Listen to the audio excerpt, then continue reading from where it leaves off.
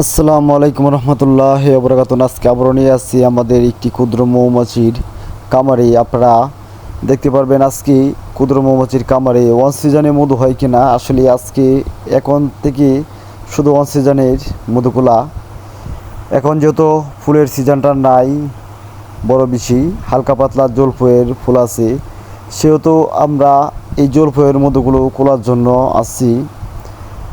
এই জলফইয়ের মধুগুলো খুবই পাতলা হয় এবং খুবই সুস্বাদু হয়। এটা আপনারা যারা এটা ব্যবহার করেছেন তারা জানেন।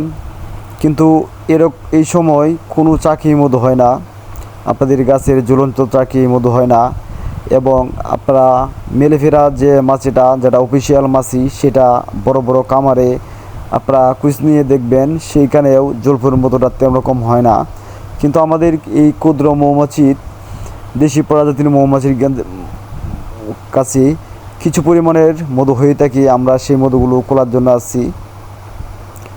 আসলে এখন আবহাওয়াটা মোটামুটি ভালো দেখি আমরা উঠছিলাম বক্সগুলো থেকে মধুগুলো খোলার জন্য, কিন্তু আবহাওয়াটা হালকা পাতলা মনে হয় খারাপ হয়ে যাবে।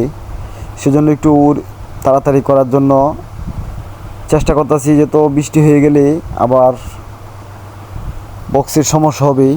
সেহেতু আমরা দেখেন, এখানেই দেখেন, এই যে আমাদেরকে সবাইকে অবশ্যই আপনারা চিনেন, কারণ আমরা সবাই একসাথেই এই বন্ধুবান্ধবে মিলে এই খামারগুলো পরিচালনা করি। দেখেন এই ফিতাটা আমাদের পুরান ফিতা, কালো, আপনারা বুঝতেই পারতেছেন কালো হয়ে গেছে।